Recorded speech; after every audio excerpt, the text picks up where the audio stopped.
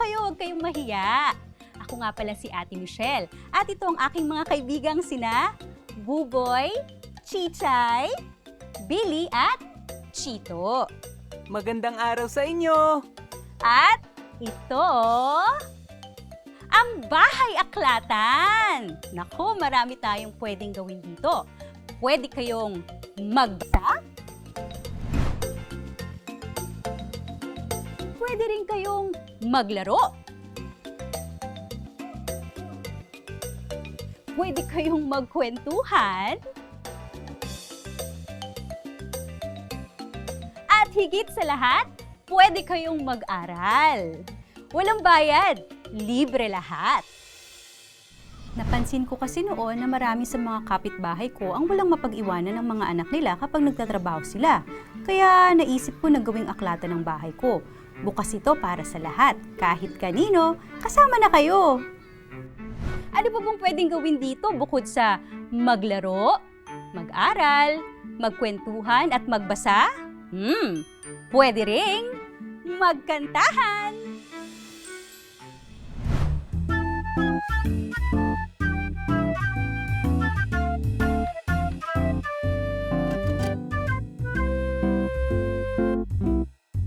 Nagsimula ang lahat sa mga titik.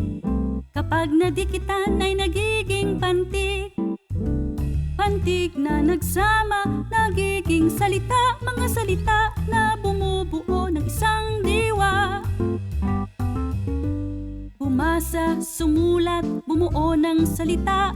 Pangungusap, talata, bahagi ng wika. Pag-aralan silang lahat, bawat isa. At ikaw ay matututo sa pagbasa.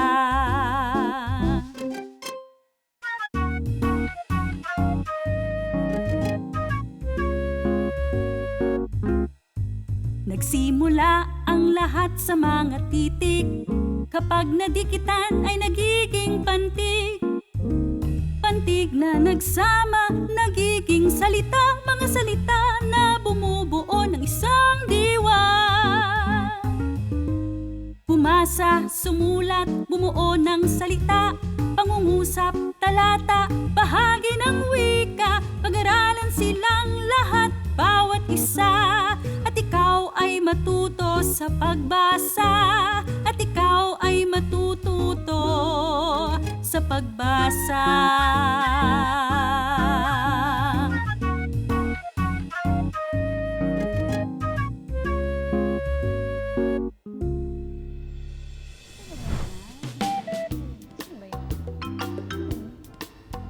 Tignan mo, Buboy, oh. Ay! Naku, Buboy, pasensya ka na. Nasagi ko ang tore mo. Walang anuman, Ate Michelle. Gagawa na lang uli ako ng bago. Ano sabi niyo? Ano ang kahulugan ng tore at nasagi? Isa pa yan sa mga ginagawa ko dito.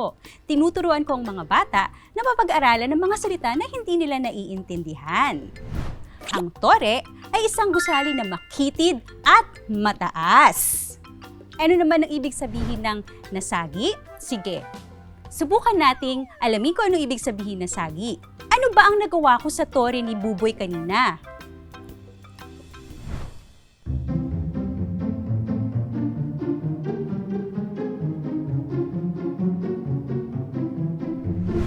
Tama, natamaan ko ang tore ni Buboy kanina nang hindi ko sinasadya Iyan ang ibig sabihin ng salitang nasagi.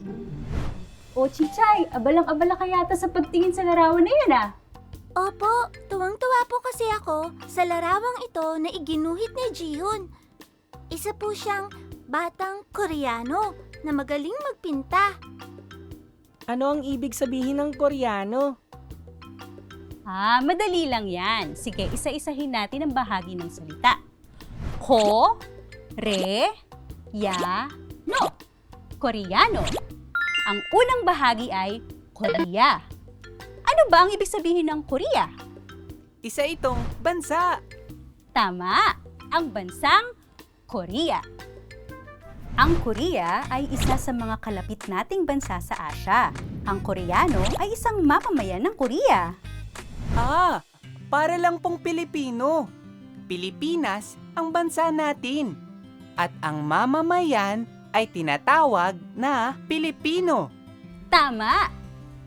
O ayan, may mga bagong salita na naman tayong natutunan. Ito ang mga salitang tore, nasagi, at koreano. Tignan niyo ang larawang ito ng tore. Magbigay nga kayo ng pangungusap tungkol dito.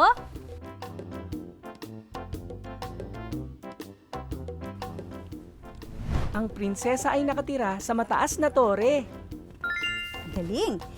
Ang larawang ito naman. Ano ang nangyayari sa bote?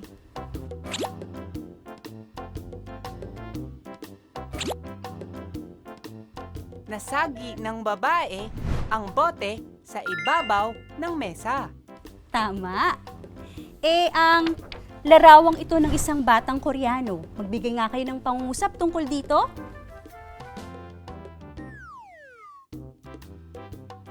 May kapitbahay kami na Koreano. Tama! Galing-galing niyo naman. Ito naman ang sunod. Bakit hindi na po larawan yan? Isa na po itong salita. Kaya niyo bang hulaan ang ibig sabihin ng salitang ito? Ang hirap naman yan, Ate Michelle. O sige, tutulungan ko kayo. Ano ang masasabi ninyo sa larawan?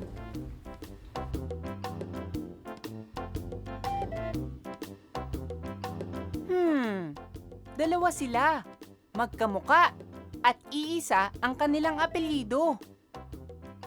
Magkapatid sila. Ang ibig sabihin ba ng kambal ay magkapatid na magkamuka? Tama! Ang ibig sabihin ng kambal ay magkapatid na isinilang ng iisang ina. Kapag dalawang bata ang nasa tiyan ng isang nanay, kambal sila. Tama! Kita nyo na? Maaari niyong matutunan ang ibig sabihin ng mga salita gamit ang mga larawan o mga kilos. Maglaro tayo! Pagtapatin natin ang mga larawan at salita.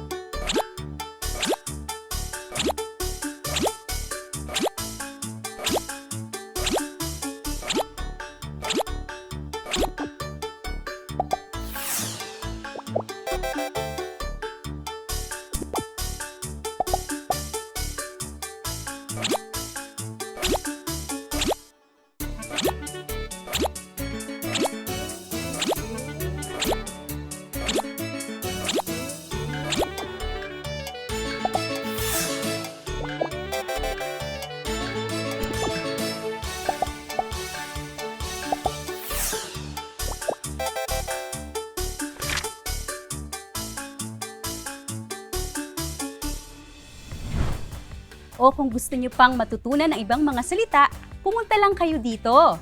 Laging nakabukas ang Bahay Aklatan para sa inyo. Paalam!